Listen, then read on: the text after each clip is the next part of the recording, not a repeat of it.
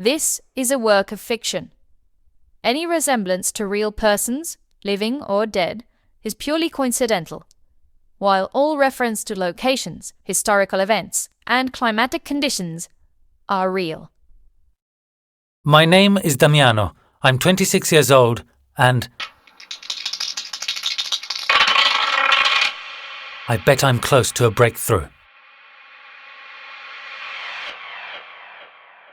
Tina always used to say, "You have a problem with those things?" I do have a real problem with dice, an addiction. Just hearing the sound drives me crazy. I never go anywhere without them. When I don't know what to do, what decision to take, which is most of the time, I roll the dice. Even number equals yes, odd number equals no. The higher the number, the more assertive the answer. I even got them tattooed, the dice, which is a bit ridiculous, a bit of a pin-up or hipster barber style. Unfortunately, it's not the only ugly tattoo I have.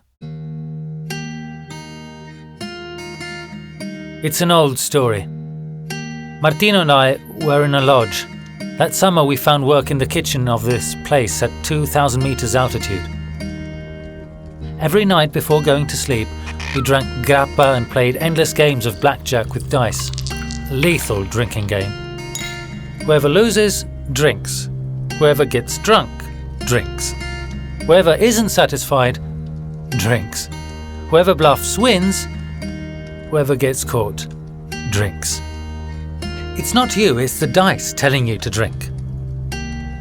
We started betting on it. Coins, banknotes, free shifts, an old bike, until one night Martino, with yellow eyes and out of his mind, came up with an idea.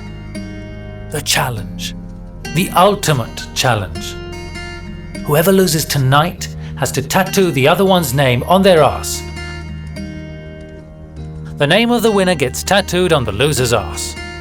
That's why I have a tattoo on my left buttock with the word Martino adorned with a crooked heart. He did it himself, right there that night in the refuge, and even though it's horrible to look at and is a constant source of embarrassment, it's one of the things I hold dearest.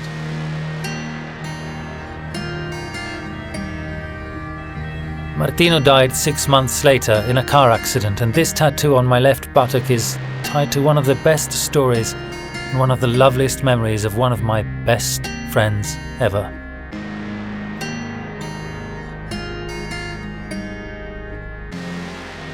I wish you were here with me, my friend. I'd be less afraid for sure. But right now, I'm crapping myself. Horacio found dead with Tina's number hidden in his shoes. Who does the other number belong to? Both phones corresponding to the numbers are disconnected. The police are given the task of finding the name associated with the SIM card, but these things take time. One can't rely much on the police force. They're very young and largely underpaid, and we're in a hurry. But there is a way. Letizia and Edelson take me to the Goto market. There's a guy with a stall there who might be able to help us. Edelson tells me he can trace the other phone number we found. In Africa, there's a system called M-Pesa. Many also use Emola, but it's roughly the same service. It's a way of making payments through mobile top-ups. Say I owe you 1,000 meticais. I top up your phone credit with 1,000. For example, you can then use that top-up as a credit to buy stuff at the market. It's a way of bypassing banks. Everyone sooner or later uses it. It's very convenient, and the percentage the companies take for the service is very low. Each top-up has a code that traces back to the phone number and the top-up amount. The guy at the M-Pesa stall in Goto only takes a few seconds to trace back to the mysterious number's SIM card and all the transactions linked to it. We print everything out. The number has made dozens of transactions to a single account inside the Golden Peacock Hotel Resort in Beira's Chinatown. The casino! The casino at the Golden Peacock! That's where that sound comes from. The sound inside the voicemail. It's the sound of those slot machines. The noise you hear inside the voicemail. Edison moves his hands convulsively, trying to explain in incomprehensible English. The voicemail, Tina's voicemail. The last one. That background noise is the sound of the electronic poker machines at the Golden Peacock Casino. Tina is here. She's here in Beira. And now we are certain of it. Kill Me Now. Episode 7. Dice. April 12th.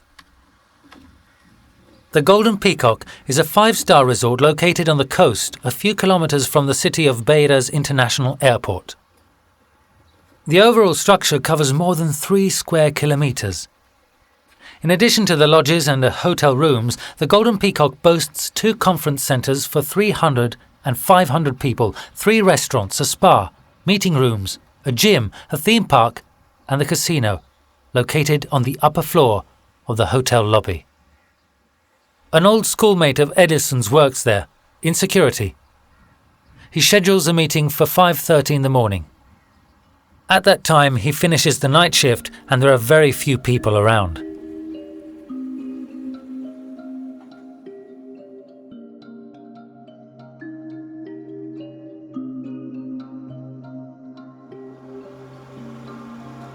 I don't think I've ever been to a place like this, not even in Europe.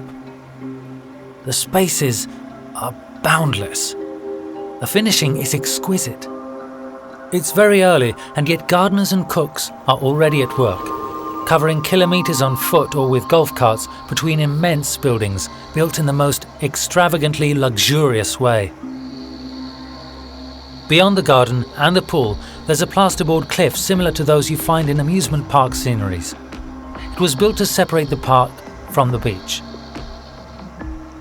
The guard leads us inside the fake cliff. There are changing rooms. We proceed through an arch of fake rock. My mind simply cannot wrap itself around what I stumble upon. There's a golden Buddha about 3 meters tall, votive statues, vases with incense, depictions of the divine, inscriptions in Chinese. A Buddhist temple, the security guy explains to us. Customers can eat in one of the 3 restaurants, take a swim in the pool, relax in the spa, and then come here to pray in the temple.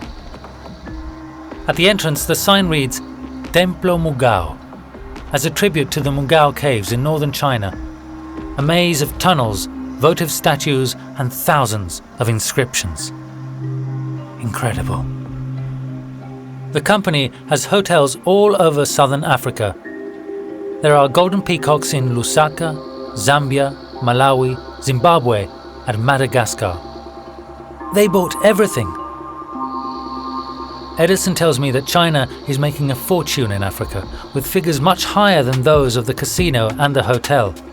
With food, for example, lots of timber.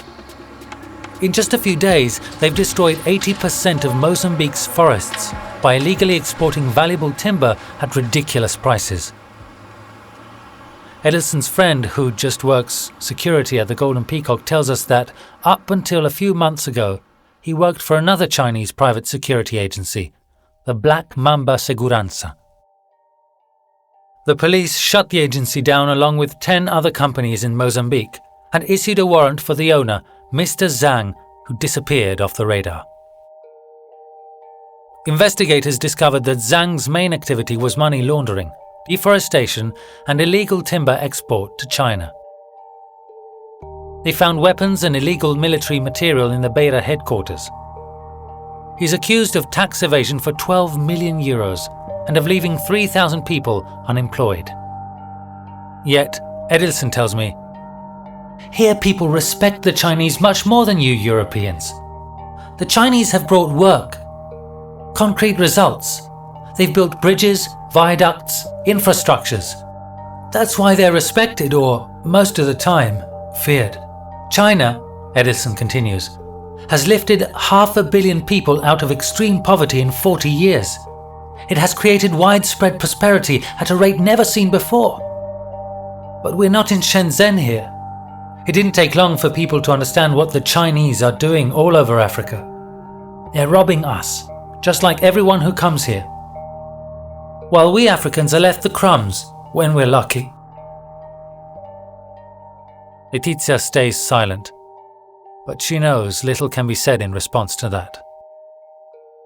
I'm not here to save Africa, though. I'm here to find Tina. We go upstairs to take a look. To enter the casino, you have to go through a metal detector. Every night it's full of people who come here to play. Huge sums of money circulate here. This sound. After having heard it hundreds of times, I recognize it now. It's a big machine full of colourful buttons that illuminate the words Joker Poker. This slot machine is the closest to the bathrooms. That sound.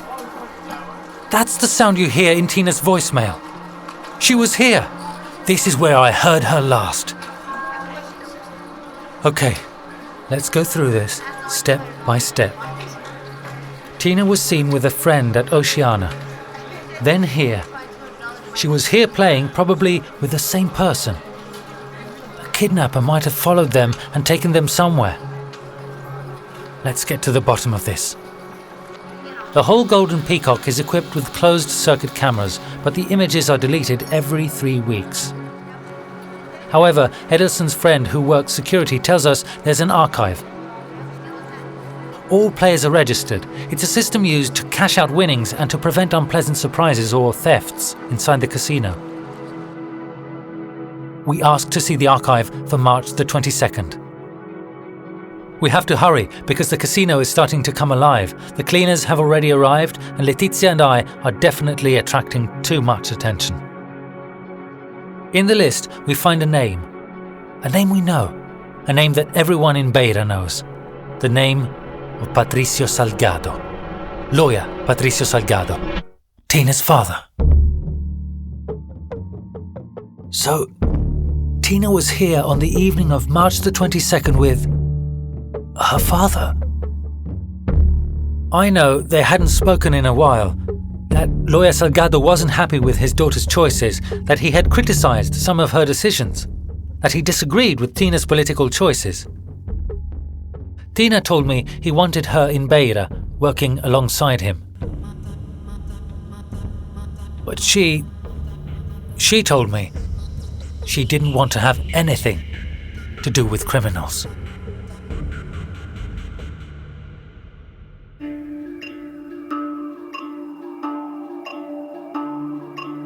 Kill Me Now is a podcast produced by O Suono Mio and funded by the European project Mudar. From an idea by Emanuele Lapiana and Gianluca Taraborelli. Narrated by Dylan Ayres. The voice of Tina is by Joana Ferreira Martins. Written by Gianluca Taraborelli. The soundscapes are by Emanuele and Tommaso Lapiana. Mixing and post-production are by Alessandro Beso. The illustration is by Federico Tramonte. Proofreading and coordination by Sandra Endrizzi, Paolo Ghisu, and Diletta Carloni. The original soundtrack and direction are by Emanuele Lapiana. Recorded by Joey Tassello at Air Studio. Special thanks go to all the staff of the CCI in Trento: Cristina Viola, Alcidio Matavel Pires, Vincente Cossa, Jenny Capuano, Nene Mulciande Jr., Amarildo Ajasse, Fernando Francisco Nyametukwa, and the CAM in Beira, who assisted us in the production in Mozambique and Italy. To learn more about the Mudar project, follow at Mudar Beira on Instagram and Facebook, or visit www.mudarbeira.org. Kill Me Now is available in Italian, Portuguese, and English.